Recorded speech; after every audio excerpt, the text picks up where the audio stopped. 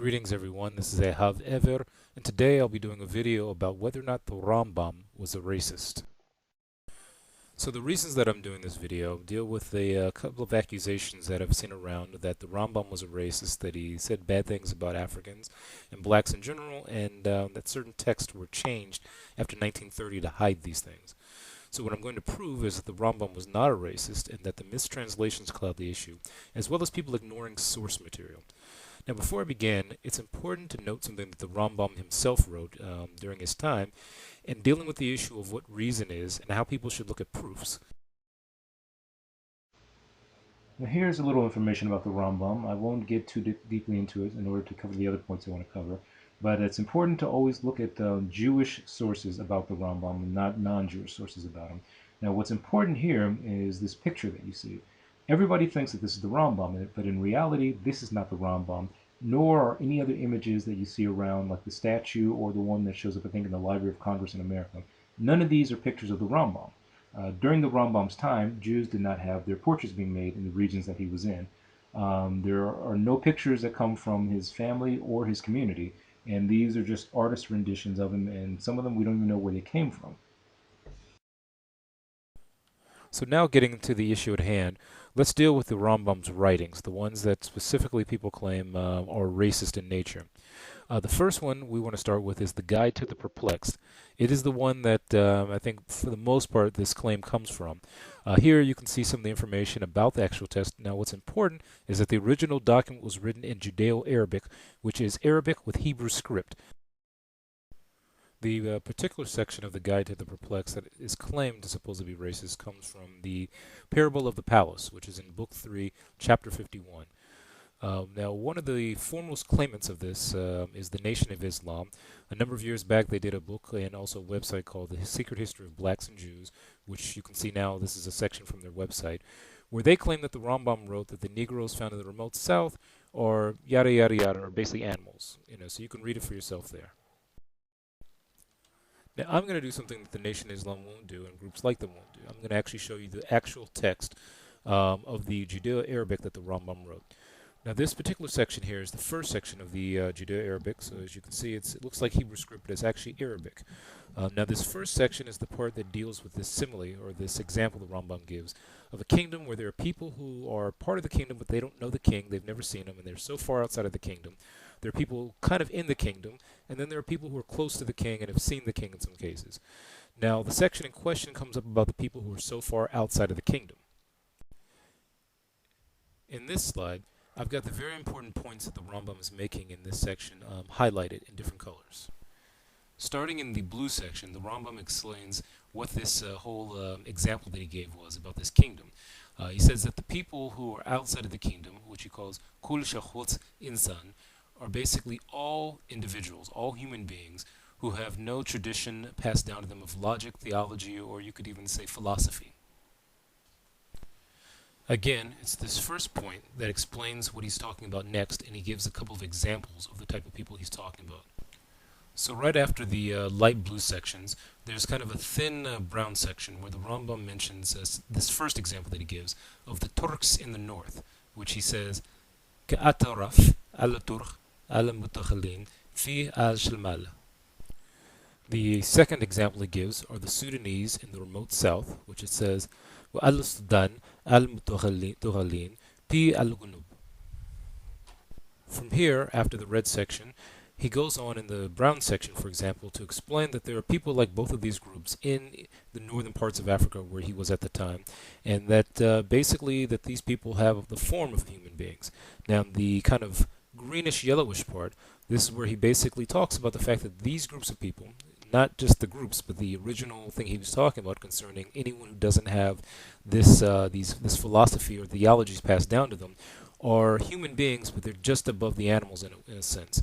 And then he basically explains that they have the form of a human being, but they are just above the animals, but they're not animals themselves. So as you go, so if you go back to the first post I had, what the Nation of Islam posted on their website, by cutting out everything that the Rambam said prior to the red section, They make it seem as if the Rambam used words he didn't use, because he never used the word Negro. It's not in the text. Further, they try to make it seem as if he didn't mention anything about the Turks in the north, as well as saying that the type of people he's describing is any human being who doesn't have a philosophy that's passed down to them.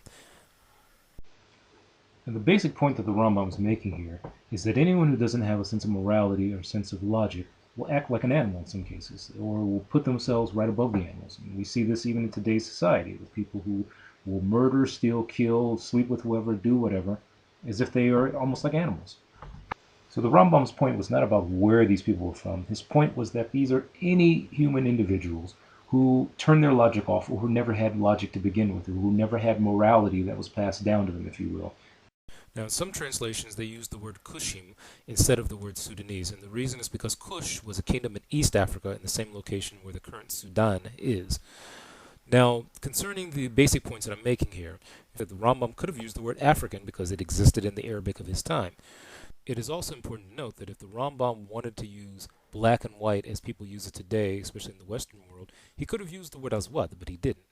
Going by context, the little photos that I have here, as well as the depictions, if you go by this, then the Rambam's words have no meaning whatsoever for these people that you see pictured here, because of the fact that they have religions and they have traditions that are passed down to them. Now, to further prove the point that I'm making about how to understand the Rambam's context here, I want to present what Rabbi Binyamin Teudela wrote during his journey around the same time that the Rambam lived through East Africa. The slide you see now is a listing of what he wrote. And in the very first color area, where it's purple, he talks about the fact that he made it to a place called Kush. He says, Hurid me'eretz Kush, hanikrat al-Habash. So Kush, the place where he went to, is also named al-Habash.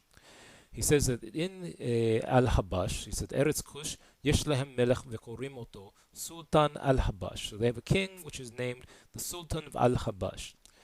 Veyesh lehem katzat b'nei adam, shehem behemot, v'chol inyanehem.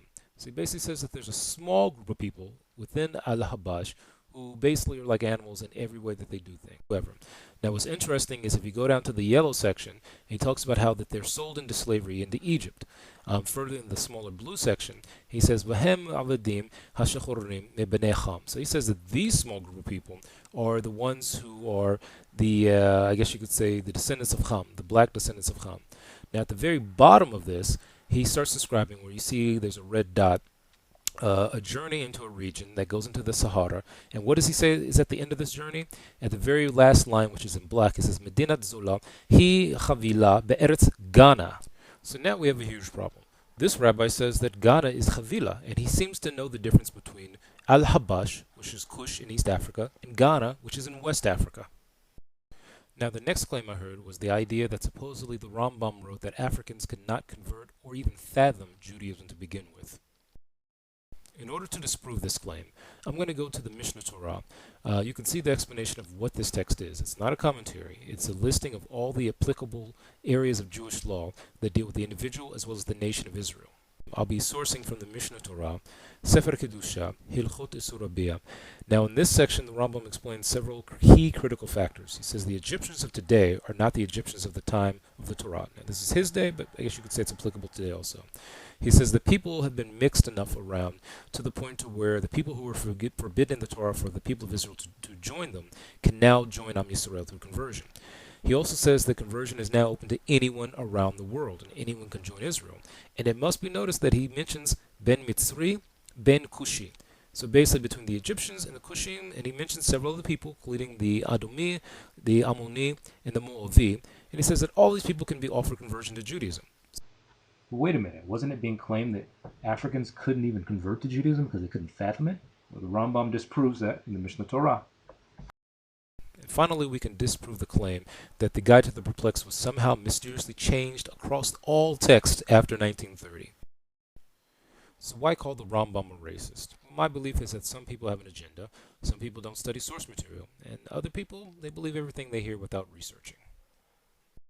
And finally, I'll leave you with some of the words of the Rambam himself concerning truth as reality. I'm a firm believer that, once again, you have to go by proof, not just simply with things that people say. So that's my video, and newsflash, incorrect translations and groups with agendas are the problem here. Thank you.